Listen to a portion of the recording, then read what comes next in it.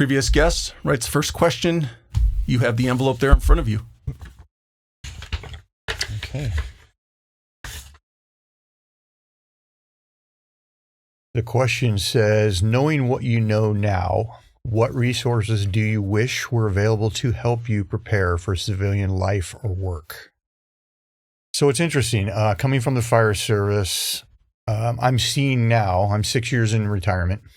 I'm seeing now some things that weren't available, at least that I'm aware of when I retired. I'm seeing some classes now that are like helping to help guys transition into retirement.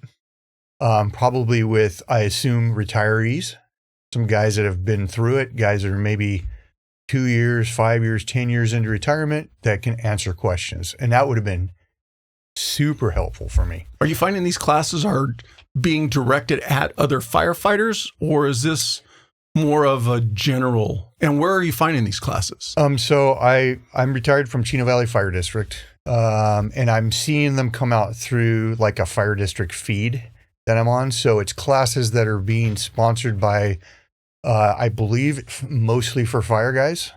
I would imagine police, law enforcement could go as well, but it was something that one of the guys that I'm, one of the battalion chiefs I'm friends with had put out, and I saw it. I'm still on their feed, trying to help guys to transition. I think they're realizing the need. And like I said, I wish, and it's interesting in talking to you earlier about some of this stuff. It's interesting that that's happening, and I would love to be part of something like that. Actually, it's part of the reason I'm here today, as a matter of fact. I'd love to be part of something like that to help guys maybe smooth that transition and maybe realize some of the minefields that are available or that they may encounter. I just was not prepared. I thought I was. That's a funny thing. I really thought I was prepared. I thought I had plenty of hobbies, and you know, I'm a member of I'm a very active member of our church.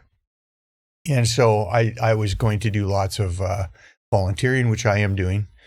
But it just, I encountered some things I did not expect. And I'm sure we'll get into that throughout this podcast, but I wish I had more resources. And part of the issue too is the fact that I was feeling some shame a little bit on some of the things I was dealing with, and I didn't really want to be super open about it. And I'm sure that's part of what we'll talk about today, as far as my age and being a baby boomer and some of the things that we encounter now versus then. Now that I'm retired and I'm able to look back on it more, I think part of it is what I'll say is our natural biology or our DNA, that as we get to a certain age in life, it almost, without even you realizing it, you kind of take on this unofficial mentor role, and you want to help the younger generation be better. What I believe compounds it is what we experience in these careers and what we experience when we transition out. They're like, man, I don't want somebody else to go through what I went through. And so I think it's cool that they're putting together those classes.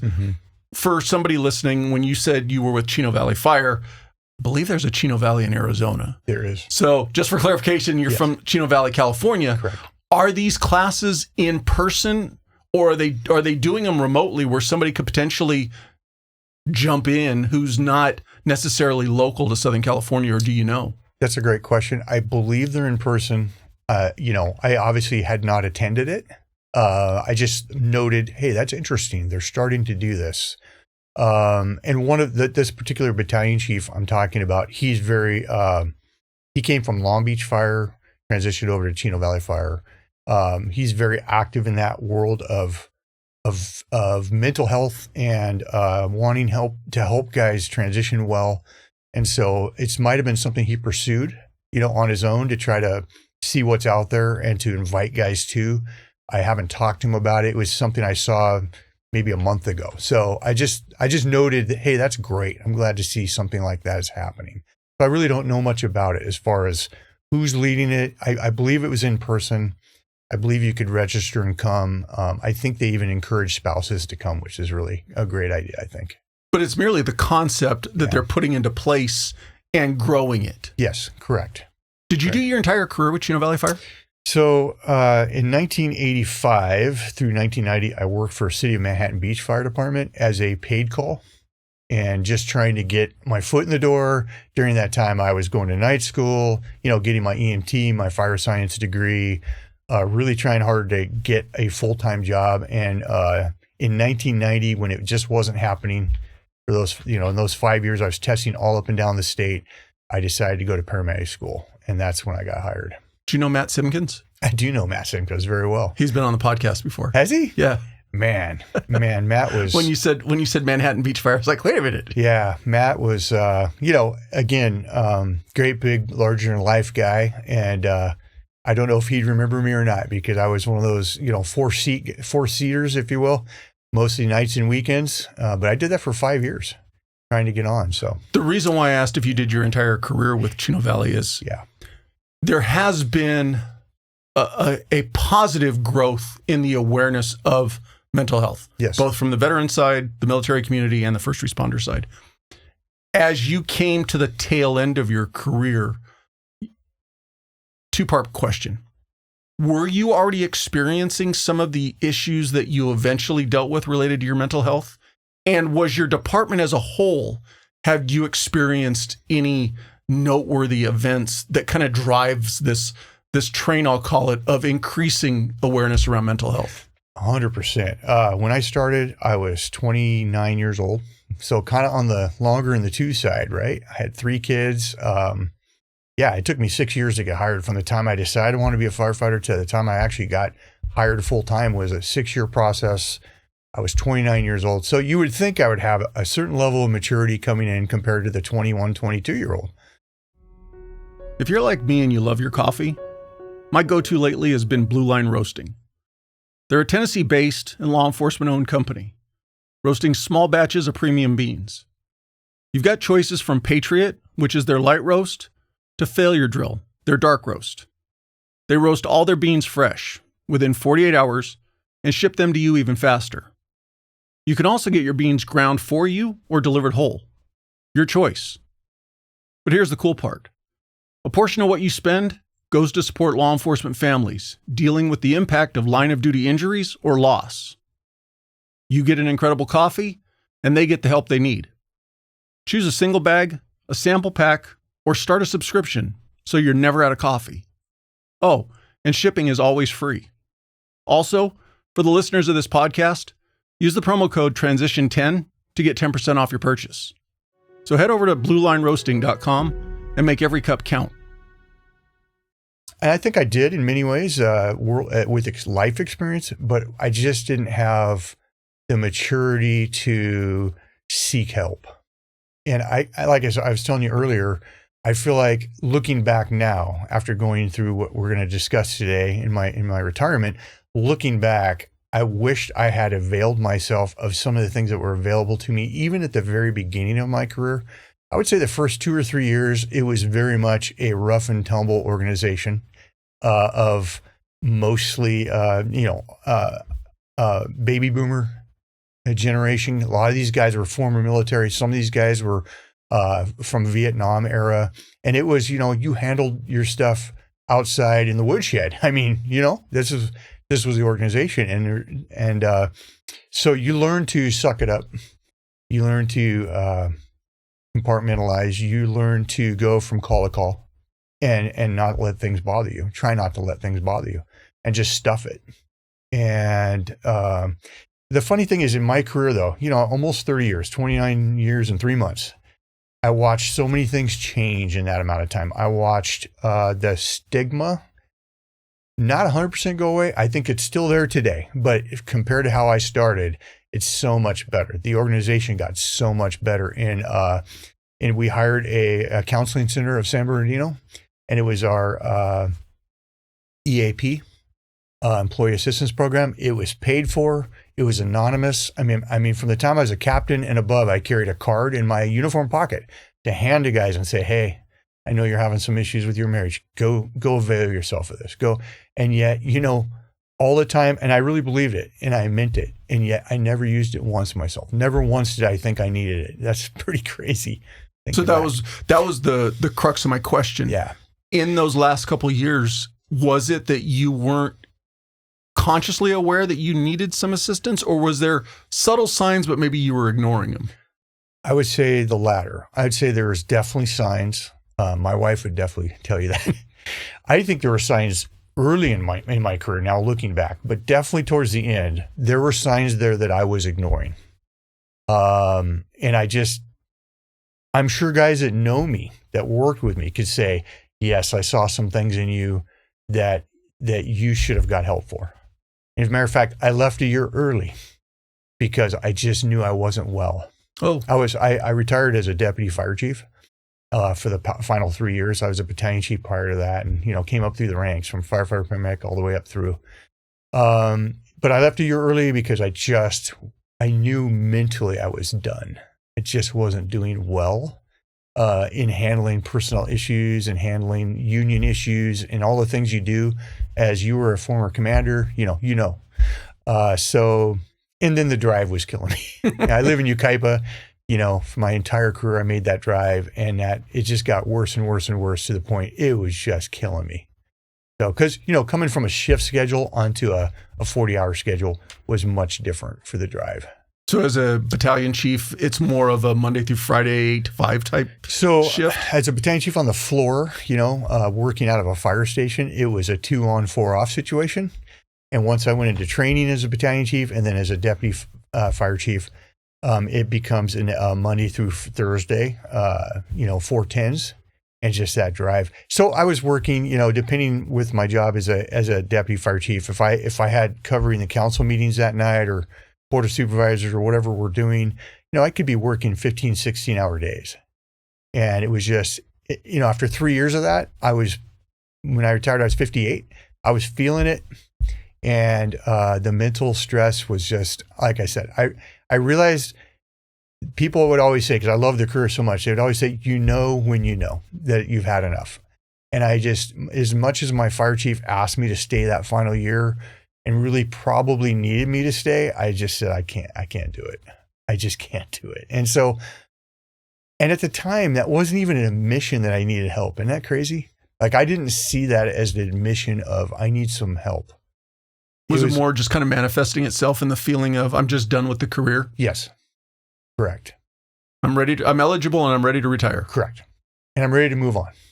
That's really what it was. But then, as things progressed into retirement and when I realized I needed help, I can look back now. I think I was sharing with you earlier. I can look back now over my entire career and wished I had started receiving help really early on, even on the squad. My first 12 years, I was on a paramedic squad. And, or at least my first 8 years, probably, I was on a paramedic squad. In my first 18 months, we had one squad for 90 square miles. So one squad covered 6 fire stations, or 5, and then we added to 6. And so we were just hammered. We were busy. And so even then, I should have started getting help. Because I look back now over some of the stuff I was doing to my kids and my wife, and I realized I wasn't good even then if I had seen it, if I had known what to look for. Coming into it, like you mentioned, at 29, Yep. In theory, a little bit more mature, Right. Some more life experience, so to speak. But when you talk now and you say that you wish you would have gotten help even back then, and when you look back now, the way you were treating your family, but I would say, or I'm asking, is there a specific incident that you remember from that early point in your career that you can look back on and go, that was a significant turning point for me personally? Or was it a totality of what you were experiencing? I think it was, it was layers, right? Years of layering on, as therapist Brett Ryan, who was my therapist, described it, of 30 years of layer upon layer of trauma.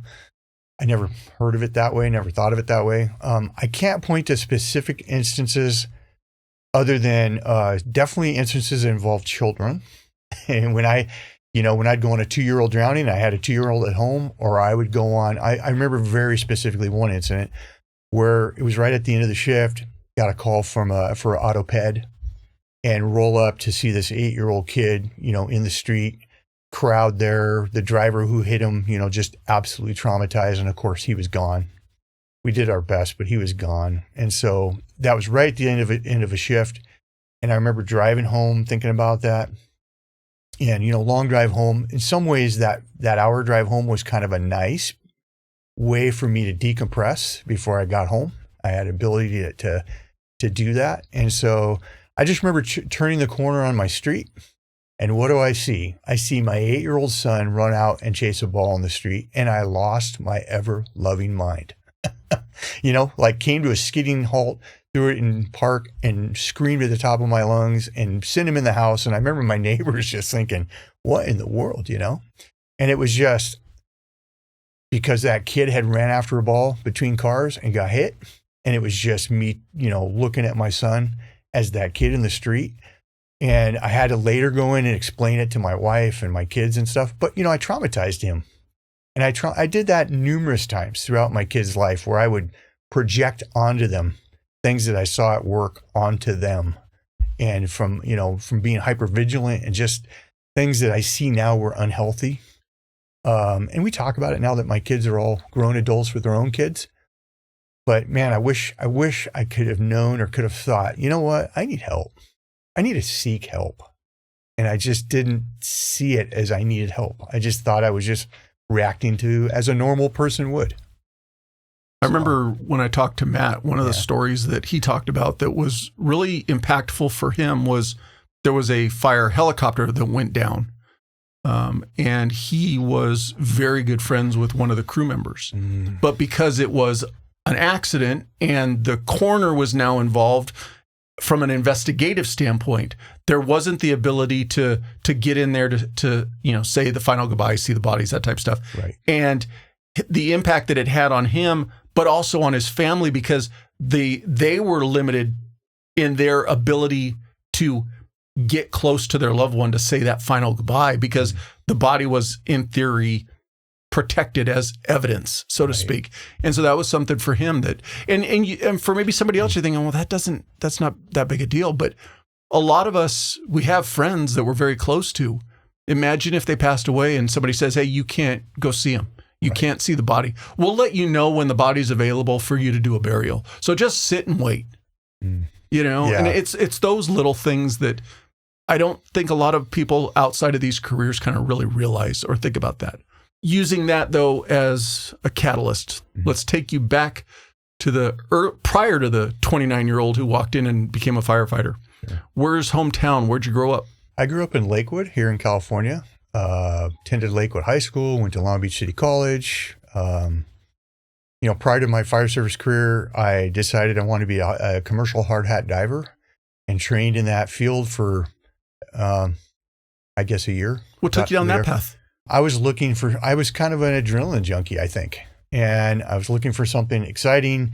I had been a scuba diver, and so I thought that would be a career path I would like. Of course, this would have been the early 80s. And, what are you looking at? You're looking at, oh man, I can make $100,000 a year in the 1980s, being a commercial, they called it a bell saturation diver. So you'd be working on the oil rigs and you'd be working at depths of up to 300 feet and you know what I mean? Going down a diving bell. And so I went that path. For a while. I trained, went to I remember commercials on TV advertising the job? Yes, you do. Okay. Yes, you do. Commercial Diving Center in Wilmington. That's where I went. And so I was successful in the training, made it through, got my cert. But as it turns out, I met a girl who ended up being my wife. And, going to the North Sea over off the coast of Ireland or going into the Gulf of Mexico or some of the places you'd have to go up into Alaska and living months and months at a time, at the time with mostly men. There's probably women now, but, in the 80s, it was men. Yeah, she just wasn't into that. She's like, that's not going to work for me. That might work for you. Yeah, it ain't working for me. Exactly. And so I kind of decided, well, maybe I won't pursue it. As much as it was fun, the training was cool and everything, I just decided to go back to running printing presses, which is what I was doing prior. And so I ran printing presses for quite 8 to 10 years. And during that time... Is that in your family? Nope. It was just when I was in school, going to night school, actually trying to figure out what I wanted to do with myself, just trying to get a degree, AS degree, until I figured out what I wanted to do. My dad worked in the force for National Park Service as an avocation. He was a teacher, but in the summers we'd go to Colorado and he worked for Rocky Mountain National Park and as a resource management crew leader. Very interesting. So got to grow up a lot of my life in Colorado every summer, and he did technical rescue, so ropes, rescues, climbing, backpacking, hunting. That was all part of my growing up, and so I guess it kind of led into that that adrenaline junkie part of me. And so anyway, I saw a board at Long Beach City College looking for a print press operator, and I thought, oh, that sounds interesting. I applied, got the job, and ended up doing that for way longer than I wanted. And it was about year 5 of doing that another guy I worked with, I noticed he was disappearing once in a while from work. Like he'd be gone here, gone there. Asked him what he was doing. He goes, yeah, I'm applying for the fire department. I go, really? Tell me about it. And so he's the one that got me interested. I had no family that I knew of that were firefighters and or that I was interested in that role. And he got me interested. And that's what started me. And I started going to night school, EMT, getting my AS degree. And then, like I said, in 1985, I got hired with Manhattan Beach Fire Department as a paid call reserve, if you will, the 4th person on the fire department, on the engine. And it was great. I mean, it was amazing. And I did it for 5 years, just trying to get in, testing, trying to get hired. And eventually one of the captains sat me down and said, look, man, you really need to become a paramedic. That's the direction that everybody's going. I think you really need to be a paramedic. And so at that time, I don't think a lot of people realize what the hiring was like in the early 90s, especially here in Southern California. Yes. If you wanted to be a police or a firefighter, today you can barely even get anybody to walk in the door to apply, but you'd go into some testing bands and there were 800, 1,000 people going for 5 positions. Yep. Let me talk about that for a minute, of what my early life looked like. So I got married in 1984. So really right at the beginning of my quest to be a firefighter, I got married and then eventually we had kids. And so what it was like back then was they would limit the number of applications they would give out. And these were paper applications. So you would end up, and it would be, I had there was a company called Perfect Firefighter Candidate, and you would sign up and pay $50 a year, and they would send you a card in the mail, because this is before internet, before cell phones, even mostly before computers. And so they would send you a card in the mail saying, hey, Torrance is testing. They're going to give out 100 applications on this date at 8 a.m. And so you knew if you wanted one of those applications, you're going to spend the night in line. Literally, you would show up with a chair, with a radio, with food and water, and you're going to sit all night in line with the other schmoes that are trying to get on, and you're going to try to be in the top 100 to get an application. And a lot of us carried, believe it or not, we had electric typewriters, and we would go to a library, we'd plug the electric typewriter in or wherever we could go, and we'd fill that application out, and we'd hand it in the same day because, it could be a ways from where you lived. And so that was the life. And so one of the things I remember was, a lot of us wanted to work for the big agencies, LA City, Long Beach, LA County, Orange County. So Orange County Fire Authority was throwing a test, and they had 100 openings, which was just crazy, right? So they had us show up. And at that time, they had changed from the format of, we're only going to give out 100 applications. Now we're going to give out an application to everybody that wants one. But we're going to vet those really closely and only invite a certain number of people to the testing. What prompted 100 openings in that era? Do you know? Huge organization with lots of retirements, right? A lot of retirements happened. And so I remember showing up, we were at the Big A, Anaheim Stadium, 5,000 people in line for 100 openings. Not even untrue. And so that was the world it was, that we were all competing, trying to get these jobs. And at the time, that was right during the time too, where they were looking at, hey, we need to match our organization to what the community looks like. So, we need more minorities, Spanish speakers, women. And so if you're a white guy, dime a dozen, man. And it was funny. I remember showing up at Torrance and we all had the power suit. We had the flat top haircut. We had the blue suit, red power tie. I mean, and I look around the room, I'm like, we look like a bunch of clones in here. This is hilarious. And so it was just really hard to break out of the mold and get a good look. And so that's when the paramedic, the captain said, you really need to go to paramedic school. And so I decided the only way to do it was to quit my job, put our stuff in storage, move my family in with my parents, pay them a meager amount of money to help cover our costs for living there for 6 months, and go to Daniel Freeman Paramedic School and just do an intensive 6 months of paramedic school. And so I could come out and start work as a paramedic, and hopefully that will help me land a job as a firefighter. So that's what I did. Did you ever venture out? I know of people, and I've talked to people, especially for firefighters. They'll venture out into other states, relatively local to them, right. Like for somebody in California, they'll go into Nevada, Arizona, Oregon, because like you said, you're on 2 or 3 days and you're off 4 or 5, they can come back home. Did you ever go that far? I didn't, because I had a wife and children and I still needed to provide for them. So I was doing this mostly, while I was working for Postal Instant Press, a quick printing place, a franchise type of place in North Long Beach. So I had that job. I was still working as a paid call firefighter, and I was still going to night school, trying to do all that together and be a father. And so, no, I was kind of limited to where I could go. The farthest I went and tested at North Lake Tahoe and all the way south to San Diego and everywhere in between.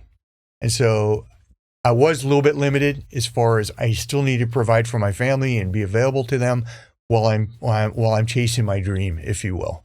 But for people who don't know California, from Southern California to North Lake Tahoe is still a 10-hour drive. That's right. And the only place I ever flew was North Lake Tahoe. I decided I need to fly into Reno and rent a car and drive up in there and do that. And it was a great experience. I made it all the way to the chief oral, and not casting aspersions at all on that organization, but I made it to a chief's oral, which is, I'm being looked at to be hired. And the chief looked at me, looked at my resume, looked at everything I had done to get to sit in front of him, and he said, "Hey, I will deny this if you ever tell anybody, but here's the thing. Here's what you need to know. We're looking at locals. We're looking to hire locals here, and I'm sorry that you spent all this time and all this money and all this effort to come here, but you're not going to get hired out here." And it was just such a kick in the teeth, man, Yeah. But it was honest, and I appreciate him being honest with me, like, "Hey, listen, maybe I shouldn't waste my time doing this when I know that places like this are looking to hire local guys, because I can understand why. They know the area, they came up in this area, they know the culture." So it was just a hard reality, but it was a reality. And I actually appreciated him telling me that. And I came up against that in some of the San Diego smaller departments too, where I got chief orals and they were looking for local guys. And so I started realizing, okay, I need to continue to make myself hireable. What do I need to do? And it was that paramedic part that I was missing. So when you finally got on with Chino Valley, that's still a bit of a geographic jump from the Lakewood kind of LA County area. How was that for you? So interesting enough, I had, as it turns out, you take tests everywhere, and a lot of these tests are good for a year, and they can extend them to 18 months, these lists that you end up on. And so I was in paramedic school. I was a month or so, maybe a month and a half deep into paramedic school, deep into what they call the didactic. And I felt like I was the proverbial, had my nose above water, swimming for all I could work just to stay alive. It was such difficult training for me. The interesting thing was I got contacted by Chino, city of Chino, for a interview. And I remember thinking, when did I test with Chino? Well, really what it was is I tested with San Diego County Fire, and they were part of San Diego County Fire. And so that's when I got called. I had to get permission from the school. Hey, I need to get this day off to where I can go take this oral interview. Can I do that? And they said, of course, that's part of, the career path here. And of course, you're gonna have to make up the work, and no problem. And so I just remember, because I was in school, I didn't have a whole lot of time to prepare. I believe at the time I made some phone calls, like to the city of Chino, to talk. Can you tell me about your government structure? Can you tell me about your fire department? Can you tell me who's the mayor? I mean, I tried to do all those things that I learned that I could get questioned on. But I literally drove there that day. I got there early, drove around the area. I had never been there in my life. And I remember saying that in the interview. They tell us about, what do you know about the city? What do you know about the fire department? I don't know anything. Well, yeah, other than, and I'm just totally being honest. I called, I didn't have a chance to visit a fire station like I would have wanted to and talk, but here's why I'm in paramedic school. And I remember the guy, I said, as a matter of fact, this is the first time I've ever been to Chino. And I remember one of the guys leaning across the table at me, kind of glowering at me like, you mean you've never, ever been here? And I remember thinking, oh, I probably shouldn't have said that. But turns out I did really well in the interview, and they hired me. So now did you make sure you pointed out all the flies that were in Chino when you were in the oral interview? Yeah, I never knew there were dairies still here in California, and it was incredible to me the number of dairies that are out here. I had no idea, and the stink and everything.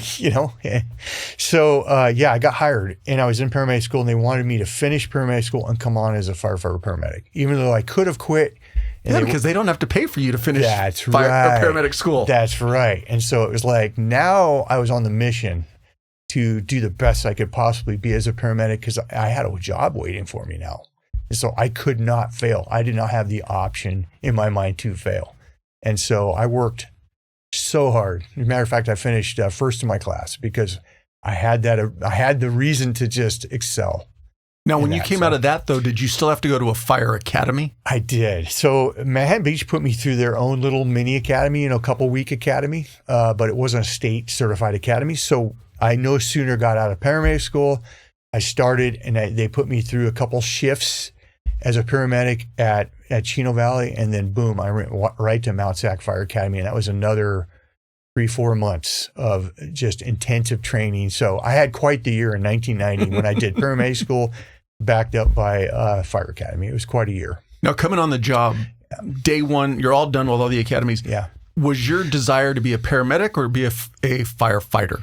So interestingly enough, I always wanted to be a firefighter. I really didn't think I would enjoy the paramedic aspect, which the irony is, honestly, 95% of your calls? Yeah.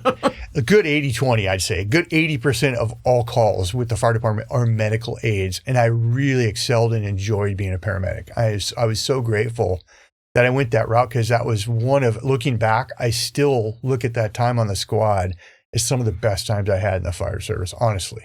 We were busy.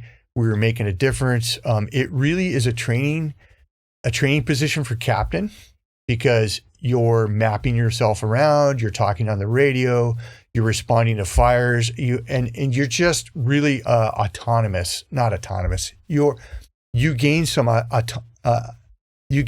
experience in that role that guys that are on the fire engine don't get to have. You know what I mean? And they hated us because because we're in a squad, we're fast, we could beat the engine to the call, and we could be suited up and ready. And that firefighter is going to get dropped off at the hydrant to catch a hydrant. So as soon as that rig rolls up, we're pulling hoses and we're going inside. And that caused a lot of friction between firefighter paramedics and straight firefighters. It really did. So. You mentioned that the way that Chino came onto, the way you came onto Chino's radar is you tested with San Bernardino Fire. Yes. When you got hired, were you hired as a San Bernardino County firefighter and then just assigned to the Chino Valley station? So yes, the way it worked at the time was San Bernardino County Fire had cities under its umbrella, and Chino was one of those cities. And it didn't mean that I was hired under Chino, which meant I couldn't go to other cities and work. That was where I was wondering, could you move within the county? I couldn't. But I had my first badge was a San Bernardino County Fire badge, and it actually said fireman on it, believe it or not, which I wish I could have got to keep that badge. But what happened was about 18 months, gosh, it wasn't even 18 months. It was while I was in the academy. So while I was in the academy, guys were out walking the street trying to do this thing called Prop W, where we would separate from the county and become our own special district. And that was something the union and the guys had been working for years. And they realized the county was siphoning a whole bunch of money out of Chino into other areas like Trona and different areas of the agency. And so we wanted to get away from the agency, mostly for financial reasons. Well, and going back to that era, yeah, the early 90s, Chino was exploding. Yes, it was. Like you said, yes, they were paving over the dairies and building everything under the sun. That's right. Exactly. At the time, for the first number of years of my employment there was still a agricultural preserve. And so that was county area, and we covered that county area. We had about 90 square miles of Chino Hills and the agricultural preserve. And eventually the county broke that agricultural preserve and let those farmers sell their land. A lot of them wanted out.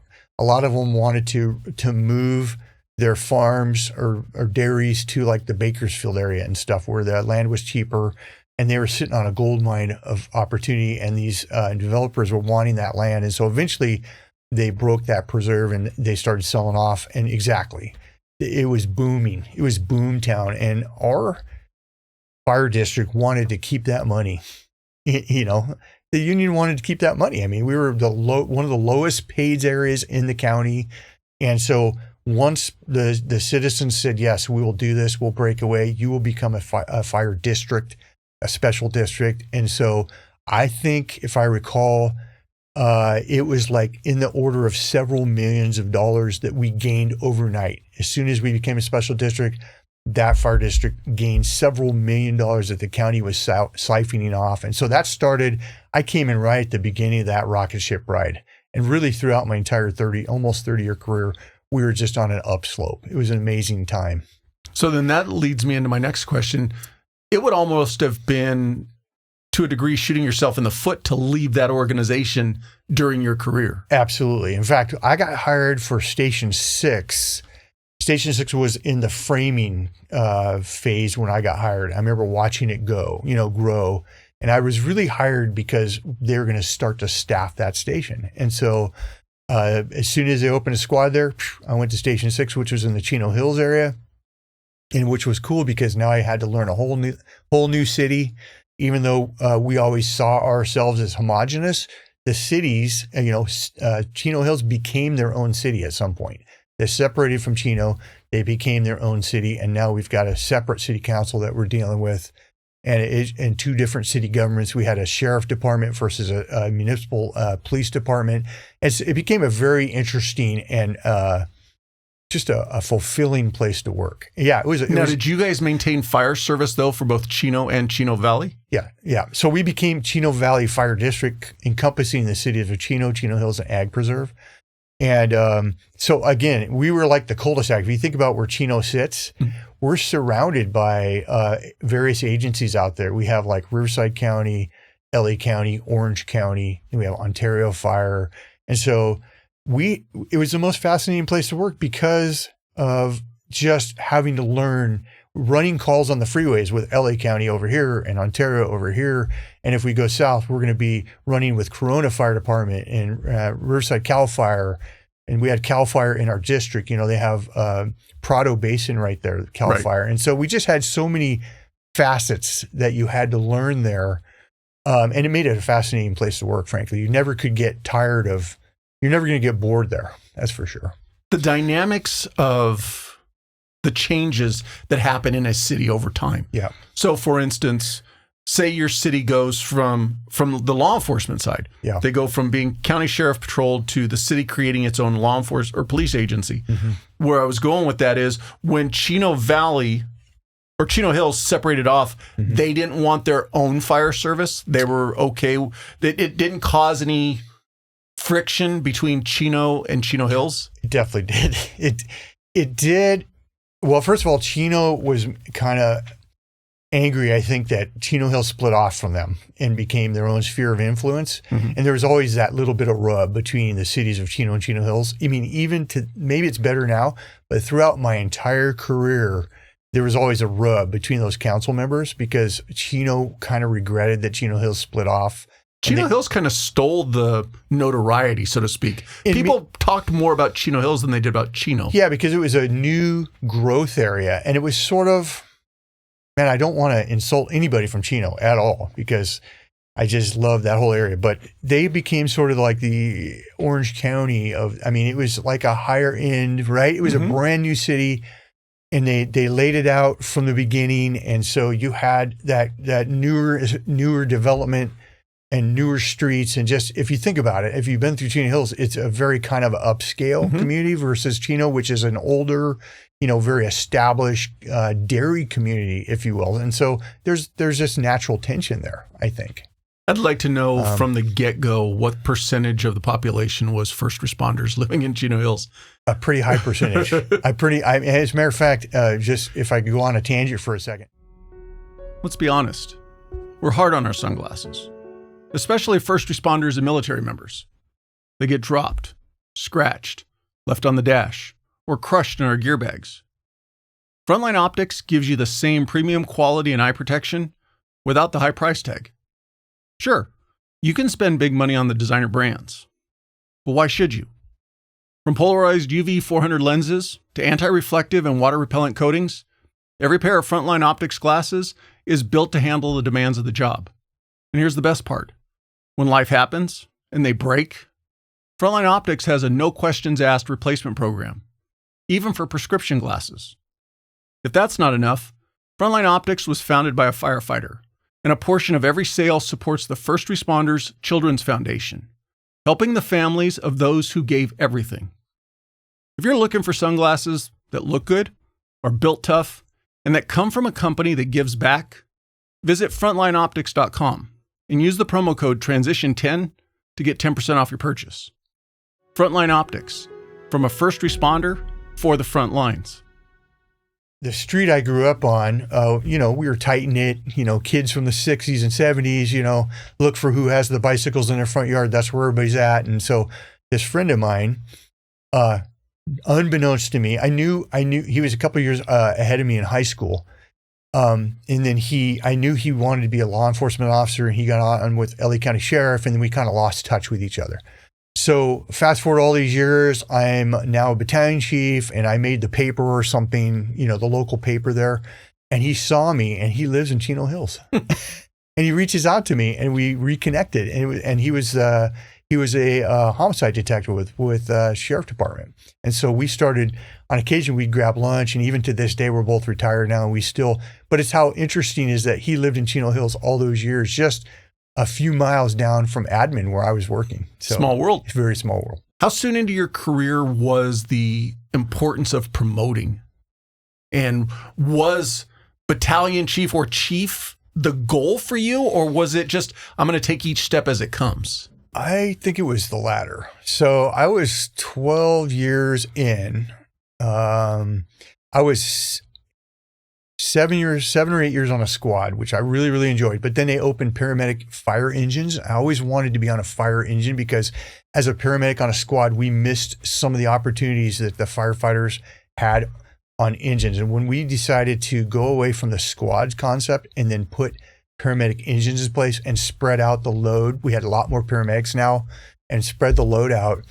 I really wanted the opportunity to be on a fire engine. And I did that for 5 years. So I think it was 12 or 13 years. My first 12 or 13 years, I was a paramedic firefighter. And about 10 years in, I started thinking about becoming an engineer. My captain was really pushing me, hey, we need to look at that and become a certified driver and then take the engineer exam. And I kind of resisted. I really worked really, really hard to get to paramedic, and I just was really enjoying the job. But about 10 years in, I started thinking, yeah, I better start doing that. And my first engineer exam, I was unsuccessful. I really got in the death spiral at the pump panel, and just some of those problems just got out of control. I knew I didn't do well. So I just doubled my efforts. In the next engineer exam, I did very well and became an engineer, probably about the 13th year on the job. I did that for 2 years, and I really enjoyed it, but I wanted more. And so I started studying, and about year 15, I became a captain, and that's when I really, really enjoyed that job. And I did that job for 7, 8 years. And then I saw the writing on the wall. We had some retirements coming, and there's going to be an opportunity to be a battalion chief. And so I started studying for that. Had to go back to school and get my bachelor's degree, which, man, if I could tell anybody that's listening to this, don't wait till you're 50 to do that. I had to go to Crafton Hills College and get some of the work done. I joined, it was called the Swan Bill. I don't know if that's something that still exists, but it's through Cal State Long Beach. And you too? Okay, so put a notebook together of your career. That's your degree. Exactly. In a nutshell. In a nutshell, yeah. They give you some life experience, but I had to take a whole bunch of classes, and my cohort was meeting in Ontario Fire. So I enjoyed going to classes. I didn't as much enjoy taking things on the computer, and even there were some things we watched on TV, which was kind of funny. But then when I was all done, they said, "Oh, you have some stuff you still have to do at the local junior college." I'm like, "What?" Biology. Yeah. And so I was actually I took believe it or not, I like history. So I took a French history class, which was interesting. And I took a music appreciation class, which I just wanted to just hang myself to get through that with all. And I'm in class with, here I am, this 50-year-old curmudgeon with 19-year-old kids looking at me like, who is this guy? So I can't recommend that. Don't do that. What was your degree in when you graduated? It was in public safety. Oh, okay. Degree in public safety. Mine was occupational studies. Yes. And people have asked me to explain what that is. I go, I can't. Can't tell you what that is. Yeah. What exactly is that? And so, so I did that, and then became a battalion chief, which really was one of my favorite jobs. I really, really enjoyed being basically the guys under my command were captains. And of course they had their crews under them. And so I liked leading from that 30,000 foot view. I really enjoyed that. And then eventually I put my hat in the ring for deputy fire chief and was able to be successful with that, and did my last 3 years as deputy fire chief, which, they assign an executive coach to you because, we're a bunch of hose pullers and ladder climbers. What do I know about dealing with mayors and politicians? And so they helped us have that mindset of how to be an executive. And that was really challenging. We had a super high functioning team. I really enjoyed that job. But the drive killed me, the hours killed me, and eventually the mental health stress, I decided it was time to punch out. And again, I didn't see it as that, but now looking back, I definitely see I needed help, and I didn't seek help, When you were a deputy battalion chief. Yeah. Deputy battalion chief? Deputy chief. Deputy chief. Yeah. My apologies. Mm-hmm. How many stations were there that you oversaw, or did your organization have at that time? At the time, we had 7. Currently, they're building their 8th right now. And so I know that's not a huge organization. Still a lot. Yeah, still a lot. Yeah, at the time, 7 stations. And again, we had just one battalion chief overseeing 7 stations. Now they've finally, with them opening their 8th station, they've broken into 2 battalions. So there's 2 on-duty battalion chiefs, which is very needed. Part of the issue with being a deputy chief at the time I was in is because we had one battalion chief. If something happened with that guy, say we had an extended fire, one of us would come in to take the district. So we called backup duty chief duty. So you would have to, you knew when it was your turn, you basically couldn't, don't go to San Diego, don't go, even if you're in a movie, you're available. If they need you, they're going to call you in. So you got to be available at the drop of a hat. And that added to the stress of the position, for sure. You mentioned movie. Was with Prado right in your backyard. Is that a filming location? Do they film a lot there? To your knowledge? Not to my knowledge. Okay. I think CAL FIRE does do some filming there, because they have a convict crew there. I don't know if that's the correct way to say that. Now that's what we call them. They have convict crews there. They have helipads there, which we used a lot for landing airships all the time. When it came to medical evacuation airships, we would use their facility to land airships because it's controlled, it's lit. There's a windsock there. It was just a great place, but the only reason why I asked that is because we were talking about how the area developed, Chino Hills developed, and everything, and yes, there was a lot of concrete that replaced dairies and dirt land, but at the same token, there was still a big chunk of that general area that was wide open dirt, and so I just didn't know if those two ideas. When I'm thinking of from a filming perspective, okay, it gives you the opportunity to be right butted up to a city and then literally in the middle of nowhere. And so I just didn't know if that was something that the movie industry embraced. I think they embraced the airport at times. So we had the Chino airport. Again, what makes Chino so fascinating, that whole valley, was you had the whole wildland. We call it the I zone or interface zone. Wild interface. So we had a lot of wildland fires that we had to deal with. And of course, CAL FIRE was our best friends because they had the aircraft, they had the hand crews, the dozers, all things we didn't have. But we had to become very adept at wildland firefighting. We had the freeways. We had the dairy. So we'd have interesting industrial accidents involving cattle and tractors. We had a lot of industry, so we had a lot of industrial accidents involving forklifts and conveyor systems. What else? We had, of course, obviously the residential side, all the schools. The freeways were integral to everything that we did. So we just had so many interesting, and of course the airport, so many interesting aspects of calls that we could go on and that we did go on that involved elevators and pretty much anything you could think of. We were responsible to know how to handle those calls, from over the side rescues, technical rescues. We didn't have any high rises. Ontario did, but we didn't have any. We did have mid-rises. I was going to say, you've got some 3 and 4 and 5 Right. stories. Right. We had a 4-story mid-rise. It wouldn't technically be a high-rise. I think it has to be over 65 feet to be a high-rise. But we had, if we had a high-rise incident, it was going to be San Diego City, and we were going to be called in. And so we had to be adept at high-rise incidents. It was just made for a fascinating career because of so many things that we had to be good at.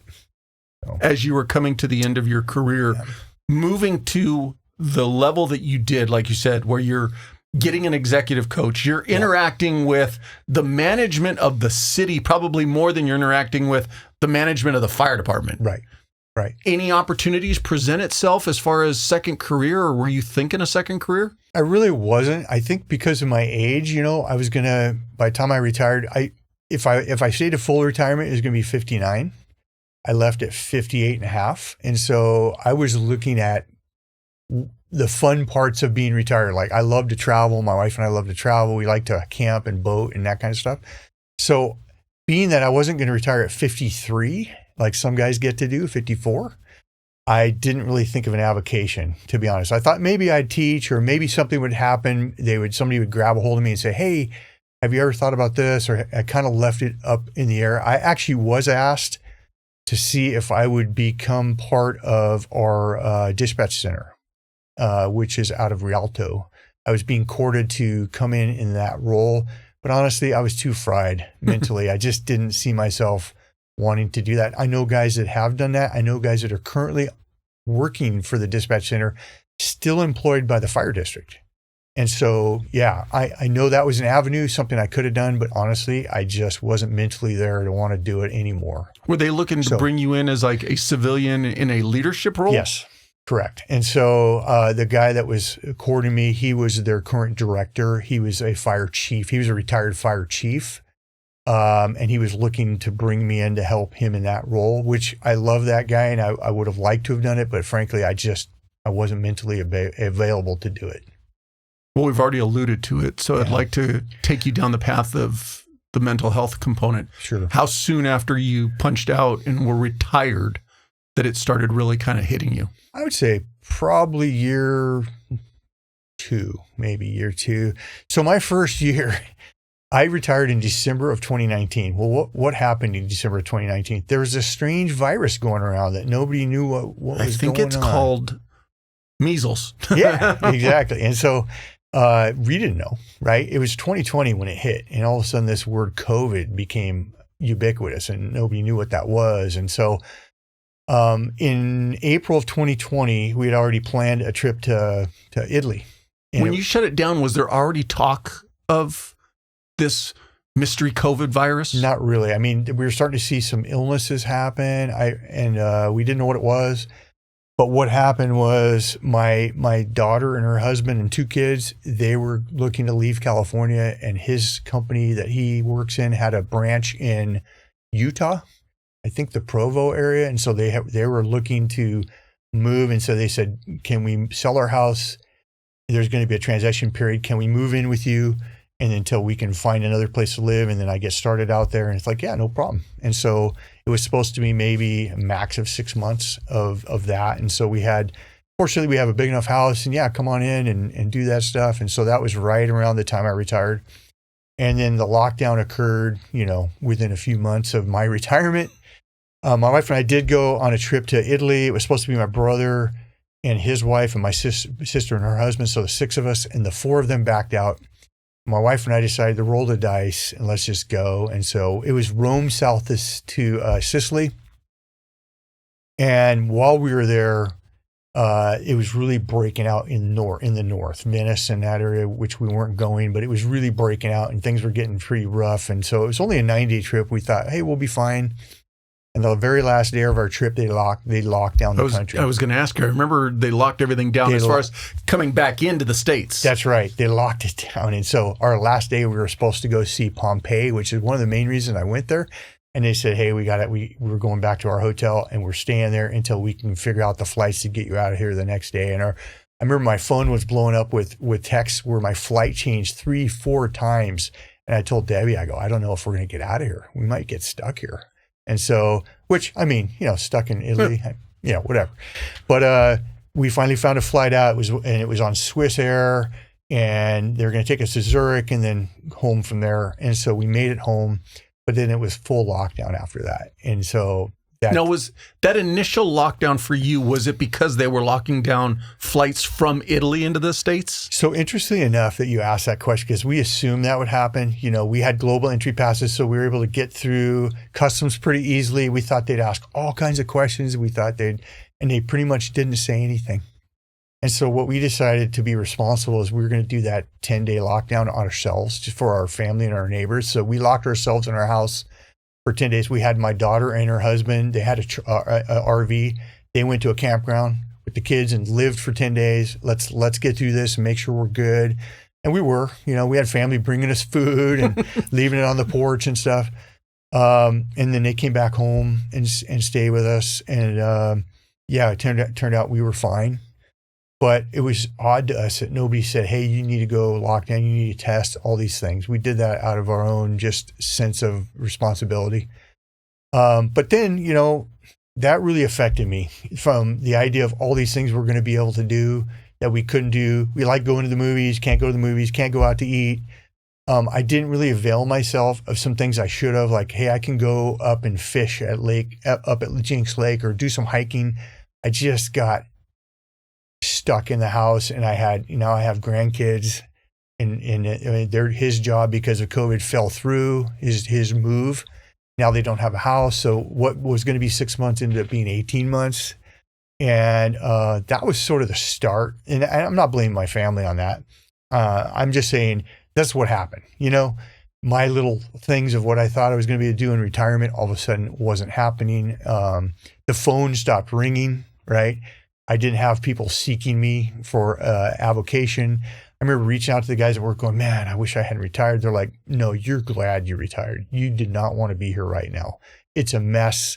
New policy and procedure every day. You're lucky you're not here. And so I still wasn't really feeling that. Like, no, I want something to do. I'm just stuck in stir right now, and I'm not doing well. So that was sort of the start of it. It's the start of me not doing well. They've talked about what that lockdown did to a lot of people. Yeah. And I'm not saying that the need to go talk to a therapist would have never happened for you. Sure. But you wonder how much that lockdown exacerbated it and moved it along a lot faster. I think it did. Honestly, I got into a place in my own head. Here's the thing. I never thought of what I was experiencing as PTSD. Never once did it occur to me. Honestly, I can honestly say that. I wasn't having... you think that you're going to have these nightmares and you're going to have these recurring memories. And I wasn't having that. I was having emotional outbursts. I was having an incredible loss of gratefulness. Like, I couldn't find joy in my life at all. I'm a Christian. I'm used to having this sense of purpose and joy and enjoying family and just enjoying life in general. I lost that. I just got into a deep, dark hole, and I didn't know how I got there and how I could get out. I really got into it. And then I felt shame that I was there, because I'm like, well, what's my problem, man? I have a decent, retirement pension. I have a loving wife of at this time now, 40 years. I have these beautiful kids and grandkids. I mean, what is my issue? Why am I just in this deep, dark place in my head, this hole in my head? And so I remember thinking, I was super missed the guys. It's almost like you're a cog in this machine, and it just has to keep turning. It just does. And so as much as you invested 30 years of your life in this place and you were important and you left a legacy, that's great, but it just keeps turning. And there was a sense of loss. There was a sense of, the guys don't call me anymore. I remember for several months after retirement, I would call guys that I trusted and knew and ask for an information dump. And eventually I think they realized this isn't healthy. Like I need to wean this guy off of the every day-to-day stuff because that's what I was wanting and needing. And I think they saw it as not healthy. So eventually they wouldn't return my calls and eventually they wouldn't tell me the stuff I was asking. And I realized that's not healthy, man. I don't need to be involved in all this day-to-day stuff anymore. And I still have the Facebook feed and I'll look at that to get the stuff I need to, I'm curious about what's going on in the fire district. But even that wasn't healthy. But the loss of camaraderie, the loss of my buddies, and I don't think you can prepare for that. I don't think guys realize, and it's not, what I realized is when guys would get injured on duty and have long-term injuries, I fortunately never had long-term injuries. I had some short-term, but never months to a year. I remember reaching out to those guys on occasion, but they would tell me afterward how isolated they felt, that the guys just forgot about them. And you don't know, you don't realize what that feels like until it's you. And it just doesn't feel good.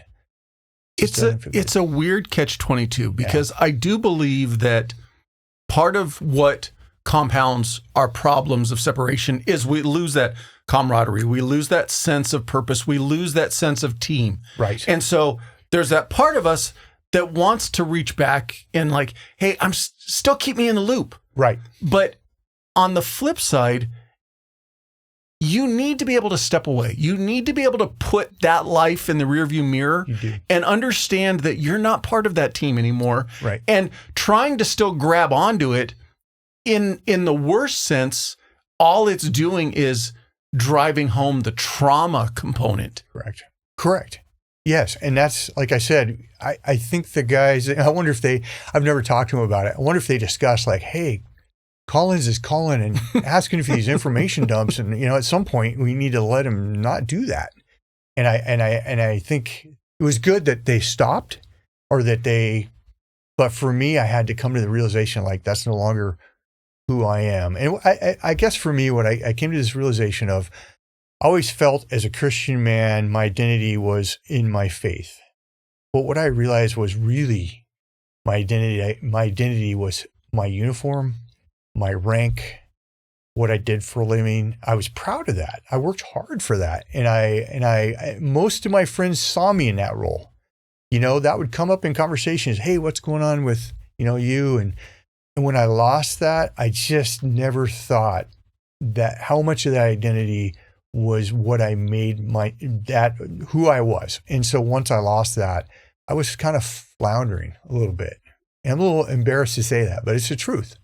But you're not the only one. Right. The thing is that your story is not unique. Right. And that's part of the reason why I do this podcast is people need to understand that there is a finish line for these careers. There's a ride, the roller coaster comes to the end. It does. And you have to position yourself before the ride ends to be able to take the uniform off, hang it up, and still be you moving forward. That's right. And I think a lot of men and women put, like you said, they put so much of who they are in that uniform for that career that when it's gone, it's well, now what?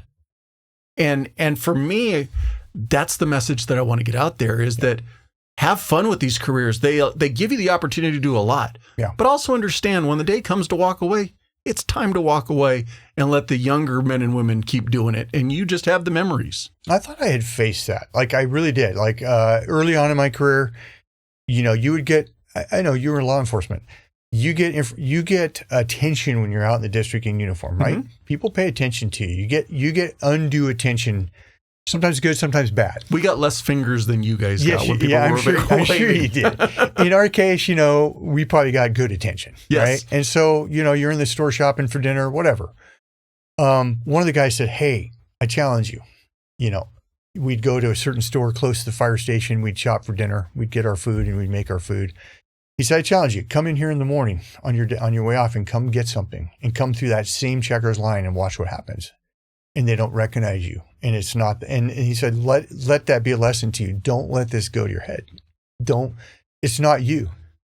It's not about Kyle Collins. It's this uniform that you're wearing. And so I thought I had learned those lessons. I really did. I really tried hard to learn that lesson and not let my identity be my role as in the fire district. And so I really didn't learn it though. You know what I mean? I had to learn the hard way. I really didn't learn that lesson. And it was years into my retirement that I started to face that reality. As you were approaching retirement, did you have any conversations with your wife about, in a weird way, all right, honey, I'm coming back into your fire station on a more regular basis. I'm going to be underfoot all the time. Did you have those conversations? I wish I had done better with that. I wish we had spoken more about that because, obviously fire wives are very strong people and they have to deal with the fact that we're gone for sometimes weeks at a time on a strike team, for sure days at a time. And then we come back and we expect to be right there at the, in charge and they have to let you do that when they've been in charge. There's that natural tension there. And then especially now with a long-term married couple, we're empty nesters and we're going to have to relearn each other's. I mean, that's not easy. That's tough. I wish we had done better about speaking about that. I wish those classes, like we spoke about earlier, had been available where the wife could come and we could literally talk about that with people who've done it and say, these are some things you probably hadn't thought about that you're going to deal with. You're going to deal with now at each other's beck and call for 24/7 now. And, does there need to be some me time built into that? Does there need to be some reconnection built into that? And an absolute 100% yes, there needs to be to make it work. And that's why it's so important to have those hobbies, activities, whatever it is, to kind of get you out of the house, not just for you, to give your spouse that break of, 100%. Hey, are you going to leave the house today? Yeah. And so, compound that with the year of COVID where you're just stuck with each other. That added to it. I'm just going to say that added to my mental stress. And then, in all of that, not really being prepared for retirement, thinking that I was, not being able to serve in a capacity of a volunteer that I thought I was, not being able to do the things that I enjoy as much because of COVID. I mean, it definitely affected me for sure. And then that loss of you go from 1,000 miles a minute as a deputy fire chief where you're dealing with important things and important people and doing things that mean something to nothingness. I didn't expect the impact that would have on me, because there's like 6 months of euphoria, like it's on an extended vacation. But eventually your brain goes, oh, okay, this is the new normal. What now? What are we doing? One of the things I learned to do is schedule things on my phone calendar because we lived and died by our phone calendar, right? I would schedule things, just little things, I would have 8 or 10 things to do that day. So at the end of the day, I could look back and go, okay, I could check all those boxes. I got all that done. As silly as that is, it helped me. Hindsight being 2020, and if you could go back, do you think you might have embraced more of a step-down job for a couple of years? Yes. I think if I had lined something up, teaching, something, I enjoy talking, as you can see, teaching, somehow being able, because I have Crafton Hills College right there, and there's a fire academy right there. Maybe there was a role for me to do some teaching because my degree allowed me to do that. And so should I have reached out to them and say, hey, is there a role for me? Something even small, I think it would have helped. It would have helped to transition, slowly step down the staircase out of the role versus just boom, one day you're it, the next day you're not. And I think that would have helped me a lot. I just wasn't thinking that way. Right. Yeah. And so, one of the things I'd like to talk about today, if we can get into it, would be what happened to force me to realize I need help. That was actually going to be my question. Okay. I was very interested in what was that final straw, that catalyst that said, okay, I need to go talk to somebody. Yeah. So knowing I was in a dark place, knowing I had shame as a Christian, I want to talk about that for a minute. Even today, inside the Christian church, it's hard to admit you need help. Even though we've gotten really a lot better. The church I go to, they have this acronym called ROGO, and it's called Real with Ourselves, God, and Others. That's calling being real with ourselves and admitting where we're at, admitting we need help. Even with that, I was struggling with shame to admit I'm actually in a really bad place in my head. I don't know how I got here. I don't know how to get out. The things I'm trying, prayer, it's just not helping. And it's not, I'm actually contemplating suicide. I really am. There's been times where, and I knew that was wrong from my Christian upbringing. And I knew it was not coming from God that's telling me these things in my head. And I knew it was a lie because I went through a suicide with one of the captains I worked with while I was on duty. He killed himself. I mean, he wasn't on duty, but he was an active firefighter. He killed himself. And we as an organization had to come to grips with that, had to think about that. And I was actually on the honor guard standing casket watch. And so I just knew, obviously that's not what I want to do to myself or my family. But it came up in my head numerous times. And I'm thinking, who can I tell? How can I tell people I'm struggling to this level? This is ridiculous. What's wrong with me? Outside of church at this point, had you voiced it to your wife? I had not. And she would probably be shocked to know that. I still haven't. Because I got past it and I was ashamed of it. But you know what? I'm bringing it right here, right now, because I want people to know there is help for you. And that's where I got.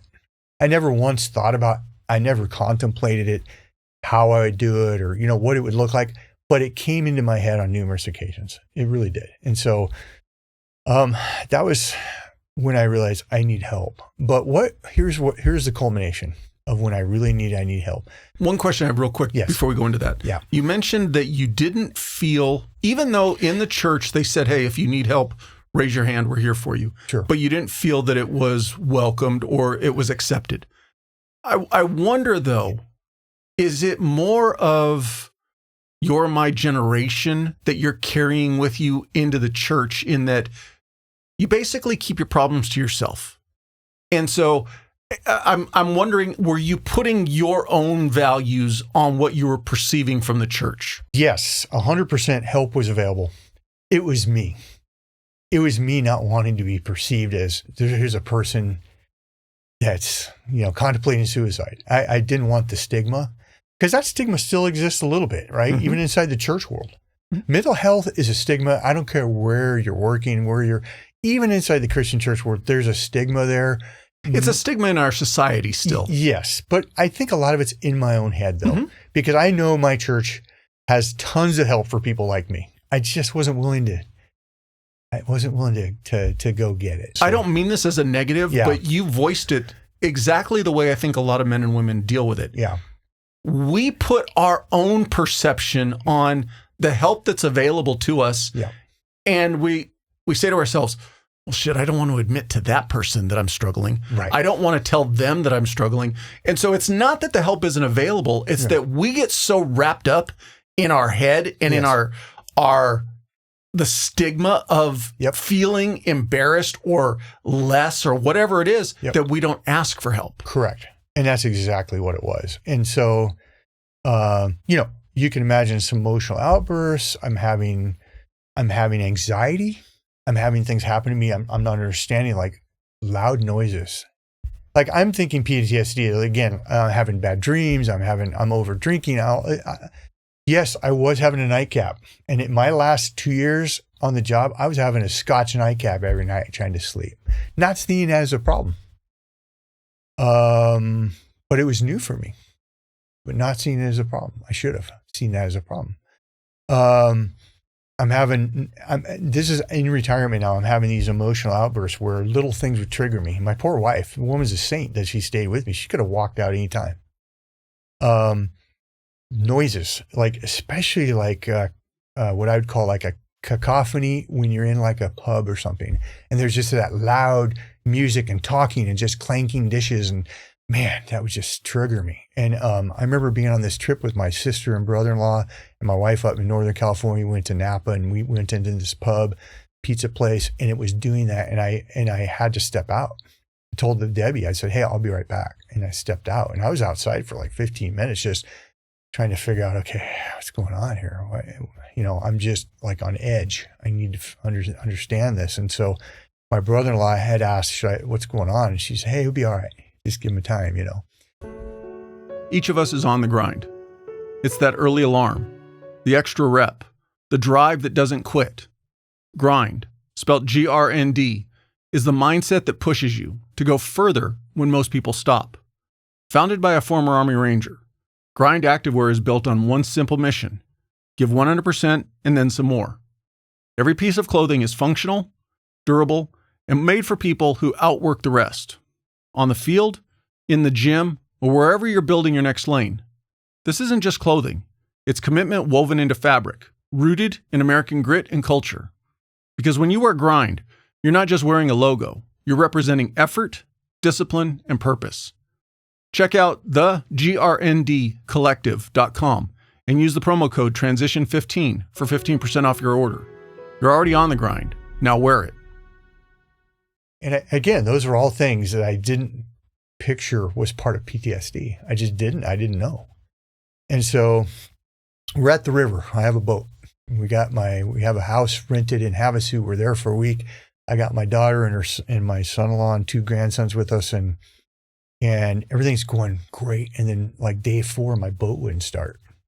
Man, that just triggered me like heck, And so we tow it back to the house. We decided to come back to the river or to the channel, and let's just hang out at the beach and just have fun and whatever. We'll deal with the boat later. And so I'm triggered on this boat, and I can't let it go. It's just bothering me so much. And so my little grandson at the time, he's probably 4 or 5. I don't know. He threw something at me just to get my attention.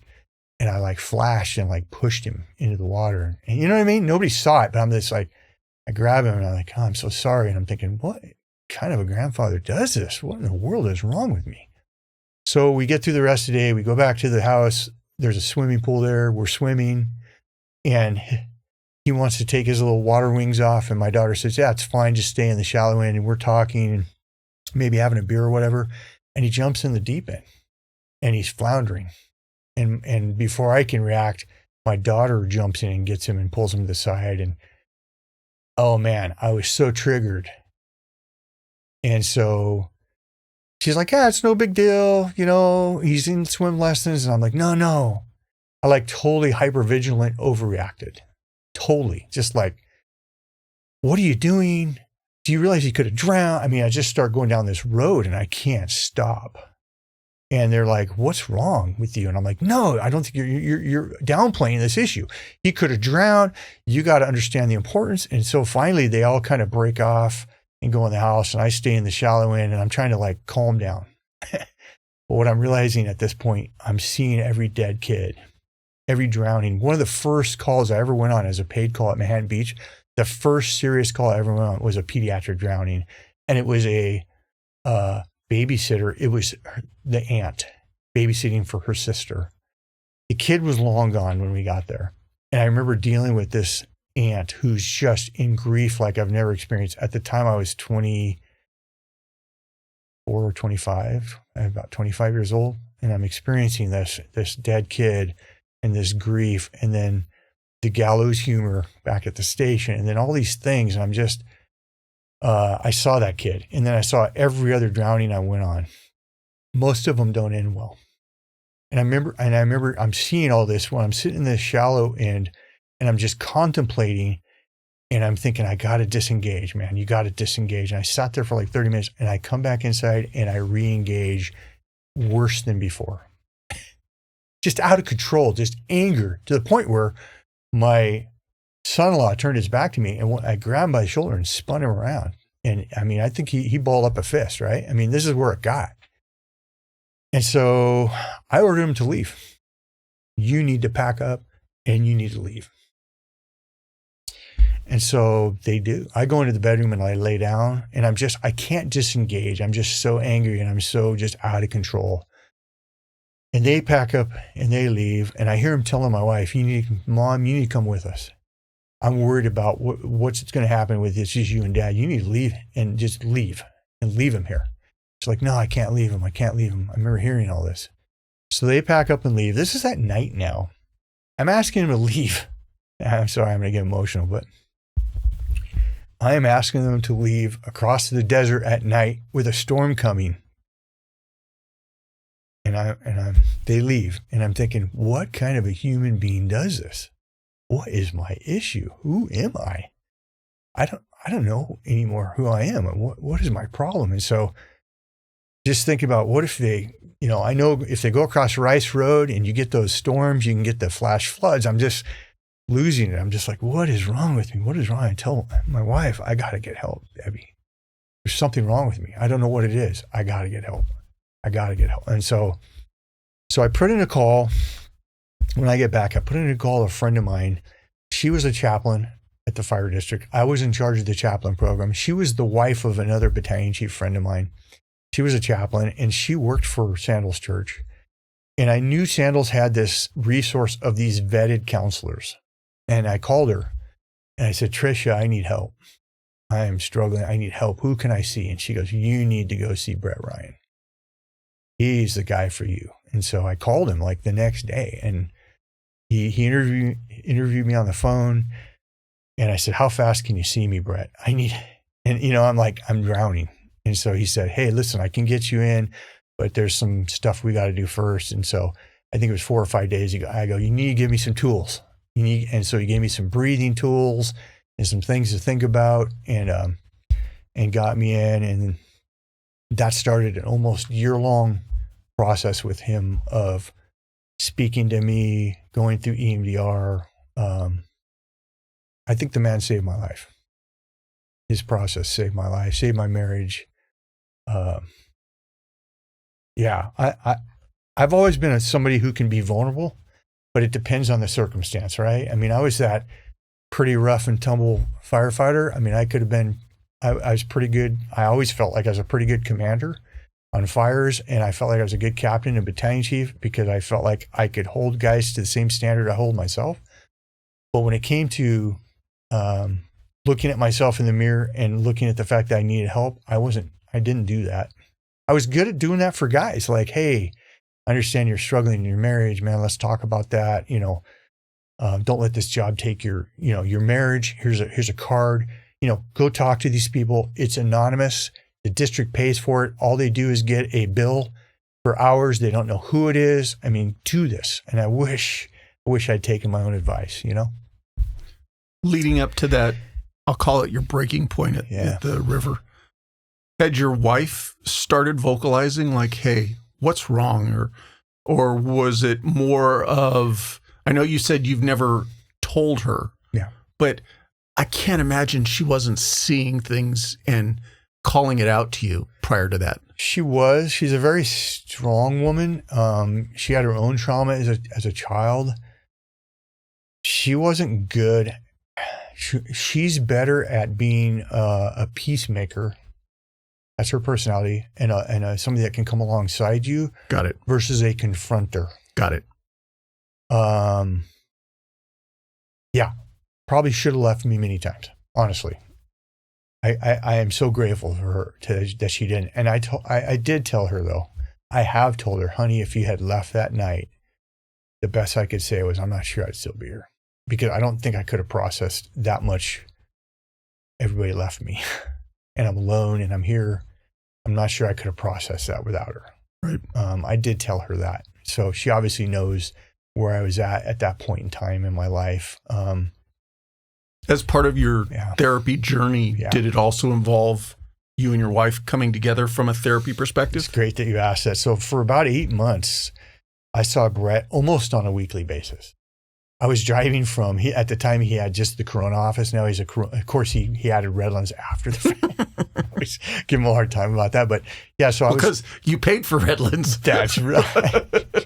Exactly. That's right. So I was driving from Yucaipa to Corona almost weekly, and she would come with me because that way I could get in the HOV lane. And, that's an ugly drive, right? And then she would just go shop or whatever for my hour session. But after about 7 or 8 months of that, I would, and there were some breaks in there. We went on vacation or whatever. But then when he got to a place where he thought I was better, I felt we were feeling better, I said, I want to bring my wife in. She has some childhood trauma I want her to deal with, and I want her to deal with the trauma I put her under. And so she did that for a few months. And then I said, now I want us to come together as a couple and deal with the trauma that we had together as a couple. As a matter of fact, we've been married, at this time, 41 years. And it's like, in 41 years, we've never sought therapy, and we have some old habits and stuff. And so we did therapy together for a few months with Brett, which was phenomenal. He taught us how to fight fair, how to do things that, gosh, how does a 41-year married couple not know how do these things? But he gave us some great tools to reconnect and just look at things and how to process things. And so an amazing process. And at the end of that time, he kind of said, we kind of were enjoying coming so much, even though it's, it can be fairly expensive. At some point he said, hey, I think you guys are good. I think we're good, and we're like, I think we are good. And so that's been a number of years now. And that was actually where my next question was going to lead.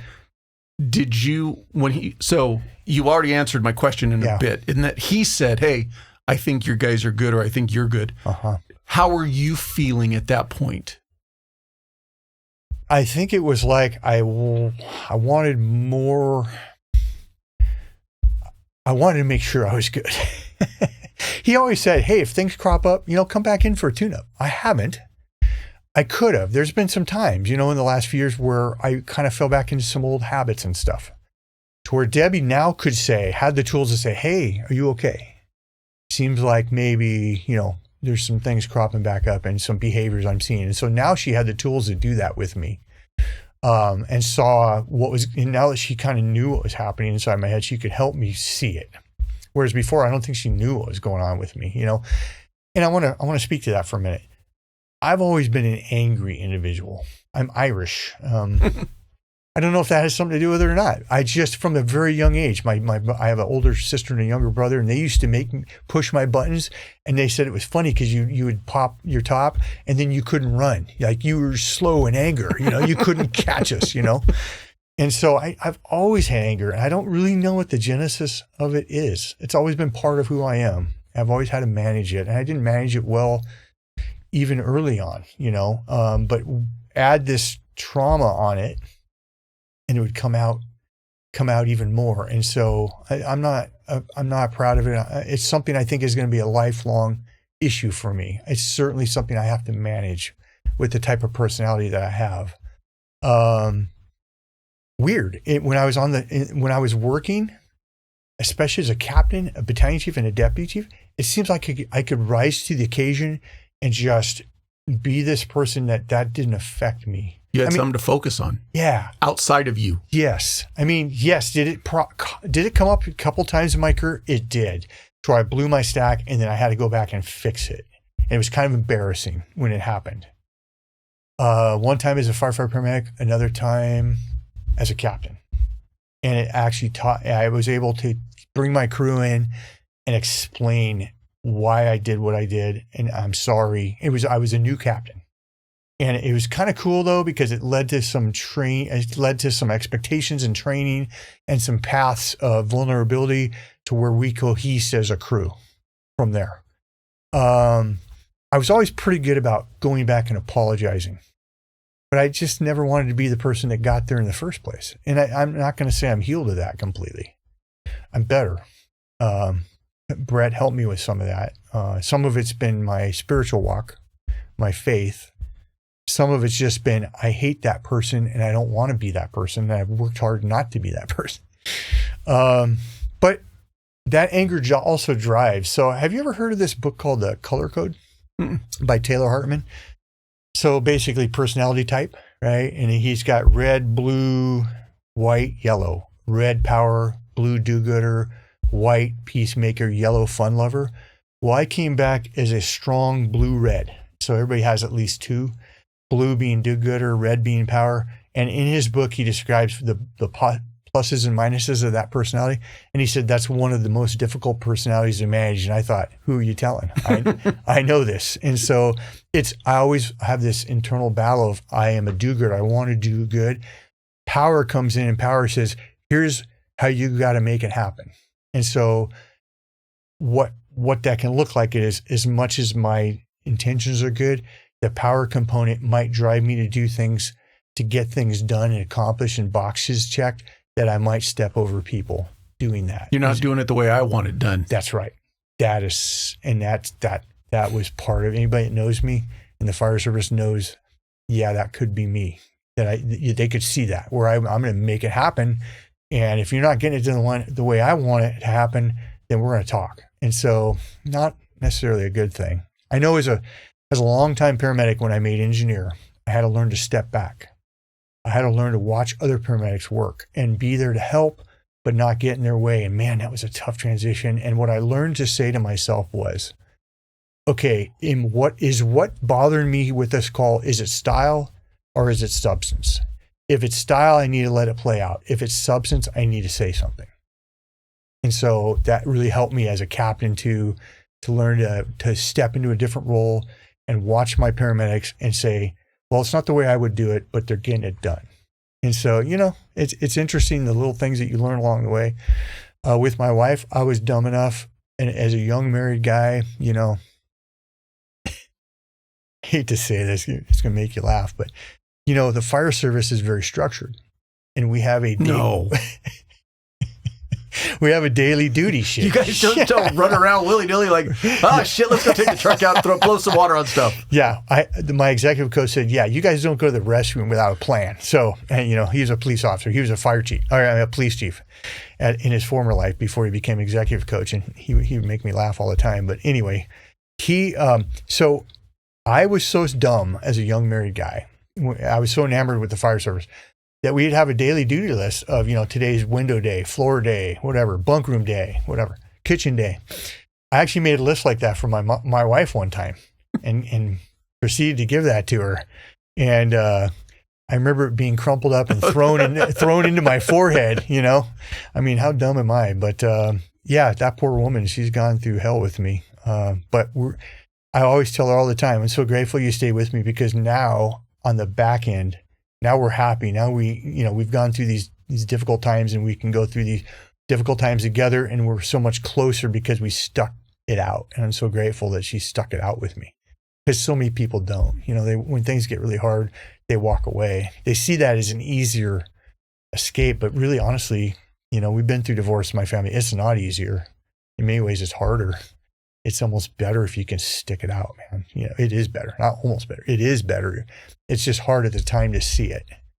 So I think that's the big thing, because if what it's coming down to is just personalities. Yeah. The thing we have to understand is, you talk about being married 41 years. Yeah.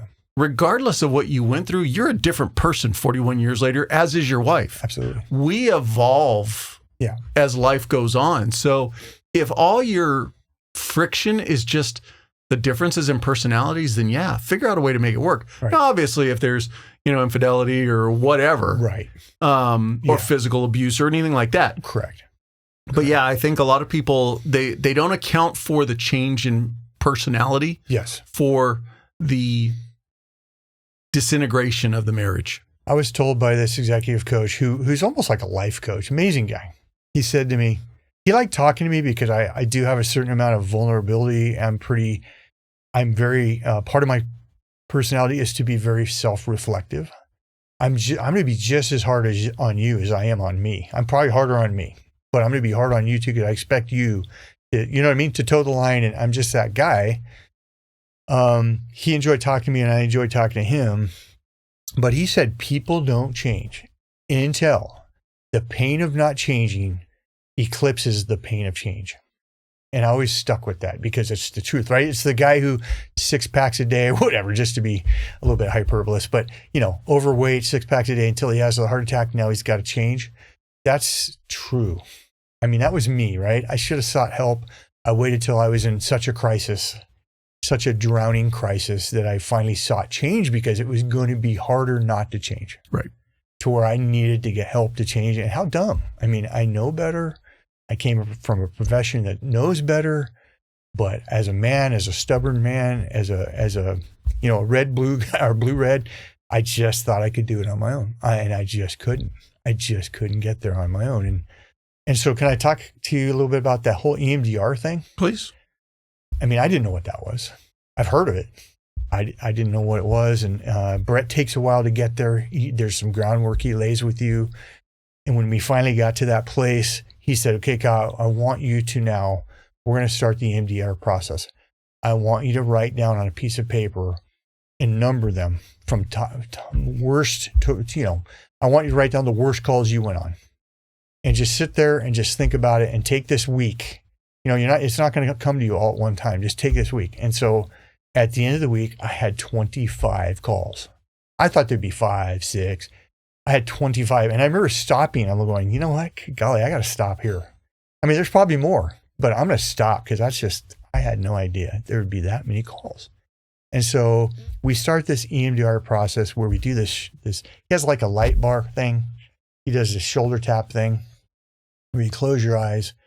And I'm going to be honest, it feels very clownish. I mean, it's embarrassing. It feels like, how could this possibly work? But I was so desperate. I thought, I'm going to give myself to this thing. I'm just going to do it. I'm going to trust it. And so we started in, and I'd like to talk about one particular call that what it is as you're doing this, you'll do it for a while. He'll do the breathing technique. What are you thinking about? He'll talk about this particular call. Tell me what you remember about this call, and so you'll do it, and he'll stop you and say, okay, how do you feel now? And then you'll tell him. Sometimes you would get to like the crux to the issue, maybe in 4 or 5 times. Maybe you're 10, 12 times doing this. And this one particular call involved this young girl who hung herself. And I went on a lot of hangings, but what was it about this call? What was it that bothered me about this particular call? Without getting too much into the specifics, when I got down to the crux of it, what it was is this girl hung herself because she didn't get all straight A's. She had like an A-. Everything else was A+, but she got like an A-. And I guess her parents talked to her about it, and she hung herself over it. And I guess what bothered me was it reminded me of my sister. My sister she's my older sister, has always felt my dad was harder on her, expecting more from her than me and my brother. And what bothered me was, I guess I projected that could have been my sister doing something like that, And that's what was so fascinating about EMDR was what would come out of my mouth at the end of it, each call. And the thing that really drove me with these horrible, horrible, horrible calls that I went on, murders and just people burned up and hangings and people caught in machinery and just terrible things that people did to other people, which I know you saw. What really surprised me is what was the hang up on so many of these calls was that I felt responsible for not being able to save them. I never knew that about myself. And it came out time and time and time again that I felt responsible as a paramedic that I didn't save them. And Brett had to unpack that for me. Like, why did you feel that way? Why do you feel? And like, I know like intellectually that doesn't make sense, but emotionally somehow I was blaming myself for these people that died that I got there when they're alive and they died in front of me and I couldn't save them. How strange is that? How strange is that I don't think it's strange because one, there is the expectation that, man, you're the paramedic. Right. You're going to take care of it. Right. So there's that burden you're already carrying. Sure. There's obviously a natural burden that you were drawn to being a paramedic, wanting to provide that service and be the one to save the day. Right. And when you can't, it's inevitably going to impact you. And I think you said something else that I think a lot of us don't realize is we can do these careers and experience a myriad of calls. But it's not necessarily the call, it's the correlation to something that you brought with you into this career. Yes. So you talk about that young girl. Yes. It wasn't necessarily the young girl taking her own life. It was and the worst part is a lot of times I think we don't even consciously realize we're correlating it is you put it to your sister. The other firefighters who were on that call maybe had nothing that would bring them to that correlation. So that traumatic incident doesn't have as much impact on their soul, their psyche, whatever it is. that's a great point. Cause I was thinking, I don't know how many calls I ran. I'm in the orders of tens of thousands, maybe tens of thousands. You know what I mean? I just remember as a paramedic, we used to fill out these run call reports called O1As. That was the name of the sheet. And I filled out thousands of those, in longhand. Nowadays, everything's computer. They have the computer and they do it all. And so it's very legible. I mean, there were times I'm pretty sure I got out of being deposed because I couldn't read my signature or whatever. Couldn't even read my own writing. Like, I have to review this and see what I said here. Thousands and thousands and thousands of calls. And it's funny, the ones that stuck with you, like you said, something about something in your own personal makeup made that call stick with you. And that's the part, it goes somewhere deep in your psyche. And according to Brett, they don't get filed away. But again, it's not like, there are times, I could be watching a show, a TV or a movie or something, and just something random pops into my mind. Like it somehow egged on a memory where it's like, oh yeah, I went on that shooting that one time. Or, oh yeah, I saw that, all these people, ejected onto the freeway and they're on fire. I mean, true calls. But I can't say that's I think why I didn't know that what I was dealing with was PTSD, because that wasn't, I always think of it as like what you see on TV, right? The memories, the stuck in these nightmares. I just wasn't having that. Mine was just being in a place where I lost my gratefulness for life. I lost my desire to live, my desire to enjoy myself. And it was weird for me. I just didn't know what that was. Like, why can't I get out of this funk I'm in? Like, what is this pit? And it's like I'm stuck in my own head of my own doing. And I don't know. I don't know how I got here. And I don't know how to get out. And so I just suffered for quite a while because I just didn't know what to do with it. It's a shame that I didn't reach out to some buddies at church and say, hey, this is where I'm at. Because they could have plugged me in. There's resources available. I think it was like you said, there's a stigma, there's a shame, there's my own, I don't want to admit it to people that I respect. I don't want them to see me differently. If life points out anything to us, the garbage that we wrap up in our head worrying about doing something is 200 times worse than it will ever be just doing it. That's right. Think about the critical conversations you had to have with a young firefighter. You're like, oh man, and you overthink it, and you get into the conversation, and maybe they accept everything that you say. You're right, boss. I screwed up on that. Mm-hmm. But you made it in your head, you made it such a bigger event. Yes. Having that conversation with your wife, whatever it is, we put so much on the worry leading up to it that if we just did it, it would be so much better. I agree. And I just want people to know, I had an opportunity to speak at this big church out in Elsinore, and it was Brett once again. And I love being used this way. I'm looking for opportunities. And so there's this big church in Elsinore that was doing a thing called mental health inside of the church. I thought, how fantastic. Somebody's actually concentrating on this. And they interview me. They want to see, this pastor wanted to interview somebody like me that's kind of been through some things.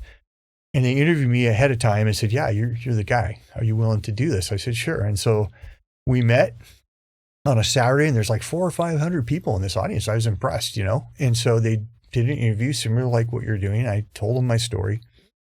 And then they had these breakout sessions. And one of them was Brett, talking about what he does and what he can do for you and other things. And so during the break, we're all grabbing coffee in this big foyer, and I had half a dozen people come up to me, almost all first responders, military, police, fire.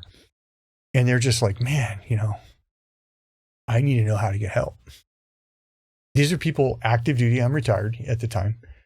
Like, your story resonated with me. I need to get help. And I'm like, hey, why don't you come to Brett's workshop and just hear about what's available to you? And so they did. But what I realized is, this was mental health inside of a church. I wish the church I go to could focus on it, because I know there's tons of people inside the church who, even though you're in a safe place, even though you're a place where you can be real with yourself, God and others, even though there's people that can help you, we get trapped in our own head and we can't get out of it. And we get in dark places and we don't know how to get out. And especially as men, we're just stubborn, man. Right? We're stubborn. We want to be strong. We want to be. We're stupid. We're stupid. Let's be honest. I'm stupid. Knowing better, I'm stupid. And so that's why when I got invited to come onto this, I'm hoping this resonates with some people that maybe are facing similar issues and can say, there's help and I need to get it. Don't get to a place where you're going to lose your family. You're going to maybe lose your life. Don't wait. Get the help. Come talk to somebody that's been through it, that can help you, that's trained in helping you, comes alongside you, gives you the tools. One of the things I was doing was this hypervigilance thing. Man, crazy. And Brett taught me, hey, let's talk about some of these things. Is it possible? Is it probable? That's what I want you to ask yourself when you start going into this hypervigilance mode. Is it possible? Well, sure.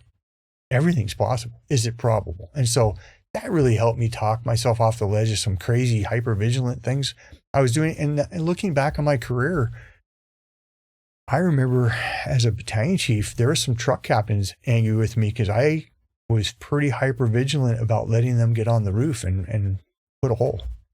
Now, it had to make sense. Obviously, we don't just want to do that just because. It had to make sense. You're firefighters. Of course you do. Well, they do. I mean, they want to get up there and do that. But it had to make sense based on the smoke we were seeing, the type of fire we had. But I realized looking back, I was being hypervigilant. I was trying to keep people probably overly safe because I've seen so many videos of firefighters going through the roof, right? They're cutting the hole. And I didn't want to lose anybody on my watch. And I'm looking back and I'm going, you know what? Even then, if they were to listen to me right now, they'd go, yeah, I remember calling him out on that. There were times where I was hypervigilant. I was hypervigilant as a deputy fire chief where we had a political issue come up and I was taking guys on my own time, on my own dime with the chief's knowledge, taking guys out to dinner from the union, trying to get them to see a different perspective of, hey, I don't know if you're seeing things this way. I think I was being probably hypervigilant of what the actual threat was to the fire district at the time. I mean, this is all coming to me, in the rearview mirror. A lot of it stems from a call I went on. Do I have the time to tell you this story? Mm-hmm. This was number one on my list. Well, maybe number two.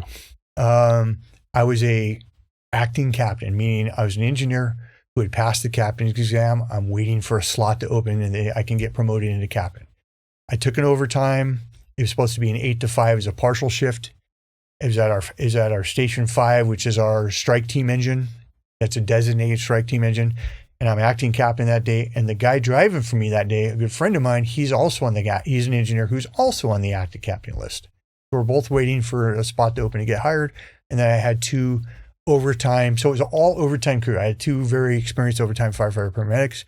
And just so happens that night, that midnight before we came to shift at 8, we get there at 7 for an 8 o'clock shift. That midnight, I don't know if you remember, but we had 5 firefighters burned up in the Esperanza fire up in Riverside County. And so come around 8:30 that morning, we show up at 7, the shift starts at 8. Around 8:30 that morning, we get toned out as part of a West End strike team to Esperanza. And so here we are. Okay, now we're in it. And it was one of those summer afternoons or summer days where we had high Santa Ana winds and we had just high erratic fire behavior. And so we end up on a strike team. We end up on the Esperanza fire. Not to get too far into it, but we got bounced around all day long, doing firing operations, doing wet lines, doing structure protection, and things weren't going well. We were going code 3 different directions, watching other strike teams going code 3. And that just tells you they're trying to catch this tiger by the tail and it's not going well. And so around 10 o'clock at night, we get this assignment to go out on this road. And it's just going to be R5 engines and we're on the far end. So what we would do is the battalion chief at the time would go out and he'd survey the road and say, okay, I'm going to place you here, you here, you. And we're about 200-300 feet apart. And so we're across this road and our objective is to hold the fire on the east side of the road. And we're on a dirt road. And as it turns out, we went out at 10 o'clock at night. So now it's around midnight. We ended up on sort of a mid-slope road, meaning it's really not a place you want to be. We did have some pretty good sized wide road, and we felt pretty safe out there. And we talked about a lot, myself and especially that other acting captain. And we were being very deliberate in what we were doing and how we were thinking and tactics and strategy and all that stuff. So the fire dies down around 10 o'clock at night. So I tell the guys, hey, let's get in the rig and I'll stand watch. You guys rest and keep your gear on, but let's just try and get some rest. And, the wind died and it almost looked like the fire went out. It was so far away and it was kind of an undulating hill, valley floor. And we'd get behind a little hill and you couldn't see it. And you're like, did it go out? What happened? And then maybe 20, 30 minutes later, you'd see it again. But it was just kind of skunking around. It wasn't burning with much ferocity or speed. And right around midnight, the wind came again. I mean, it went from 0 to like 60 mile an hour wind. And we're in alignment, meaning the wind was behind the fire, pushing it to our location, and we're on a mid-slope road. And anybody who knows firefighting knows that's not where you want to be. I was not in a good spot. And so this fire comes blowing up at us. I had the 2 firefighters grab a line off the rear. We had this little chimney behind us. And so it came up, a little finger came up at us, and we're putting that out. And all of a sudden, the wind went from like 40 miles an hour to 60 miles an hour. And that flaming front went from like 3 or 4 feet of flame lengths to like 8 to 10 foot of flame lengths or more. And it was gaining on us so fast that I yelled at the guys to get to the engine, get behind the engine. And I yelled at my engineer to pull this protection line. He couldn't see. He was on the lee side. And so all he sees is the 3 of us running for all we're worth 100 feet back to the engine. And we get behind the engine and the flaming front hit us. And again, we were back as far as we could against a cut bank. And so that fire was rolling up over us, around us, under us. We had a line off the front, a line off the rear, but we were just fighting this fire off of us. And it was like, I'll never forget the sound and how light it was. It was like noon on a summer day. The sound was like a freight train. And the flames blowing all over our engine. We have 2 lines going, we have 750 gallons of water in the engine. We have 2 lines going towards the fire, using the engine as cover, poking the line out from the front and rear. And we're combat ineffective. The stream is going out about maybe 10 feet and getting turned by the wind and coming back and hitting the engine. And so this feels like an eternity that this is happening. And I just remember having this sense that we're not going to make it, that I put my crew in a position where we're going to all burn up, just like the 5 guys did the night before at the same time. And it's weird how your brain like slows time down. I got like the sense of just almost like time stopped. I told my wife this. I remember seeing you and telling you, Debbie, I'm sorry. My kids came one at a time to my face. Cody, Kristen, Carrie, I'm sorry. I'm basically telling them I'm going to die and I'm sorry that I did this. As the captain, I should have known better. And then whoop, right back to, full speed. And before we knew it, that fire touched off the hillside behind us and around us and took off up that hill and was over the top of the hill and gone. And we just stood there looking at each other like, what the hell just happened? I mean, I'm sure it happened so quickly. It felt really long. What the hell just happened, And then we start, are you okay? Are you okay? And we look at the fire engine. Gosh, I guess our water protected the engine. It didn't even scorch, nothing. No injuries, no anything. And so I think my hypervigilance started then. That was halfway through my career. I was 15 years in when that happened. So I think I was not good. I know I wasn't good for a long time after that. I did have nightmares after that. I did have problems I should have sought help for. But eventually you stuff it down and you move on. But I think my hypervigilance started after that particular incident where I thought I pretty much killed me and my whole crew. And the interesting thing is, that's the untold story, because nobody got hurt, because no damage occurred. There was never an investigation. There was no white paper. Nobody knows about it other than my department, where I had my penance, with the fire chief at the time, was to go back out there, get pictures, and then I had to teach and tell everybody what we did right, what we did wrong, what we can learn from this. It made me a better captain. But it was one of those things that I never really fully dealt with until I EMDR'd it and got rid of it. So, yeah. For you today, post-therapy, what are some of the tools that you employ to, like you mentioned that you still have some times where you kind of feel yourself slipping back. Sure. But what tools do you employ to kind of pull yourself out of that? So I do the, is it possible? Is it probable? I do the, some breathing exercises. I do this thing where you do this whole body relaxation technique that Brett taught me, while breathing. I still use some of those tools, and then I keep it in perspective too. Like, hey, Brett said I'm good, but that doesn't mean that some things can't still crop up on me. And he told me if I need to come back in for a tune-up, and I probably should do that just because I enjoy talking to him. He's become a friend of mine. I really respect him so much. It probably wouldn't be a bad idea to go see him on occasion. But the idea that because I've had a lifelong anger issue, I still have that to deal with. That still pops up on me sometimes, and I still act out, and my wife has learned how to deal with that. But I always come back and make it right. I try my best to make it right. And I told her, I know that if you say you're sorry enough times and things don't change, then sorries mean nothing. And I'm aware of that, and I'm doing my best to fix that, to rectify that. But honestly, she knows that I'm really trying hard to stay on that path, and I have been, because I'm so much happier. I'm so much more joyful. I am so much more effective. I'm so much more enjoying my life, and really trying hard to live one day at a time. I've always been that guy that the what's next, to a point of fault. I'm really trying hard to just look at each day as the gift that it is and enjoy the moment. And that's hard for me. That's always been something that I'm learning now. I appreciate you sharing your story, sharing your time. I wish you all the best going forward. Thanks so much. I appreciate the opportunity to talk to you. As always, thank you for listening or watching the episode.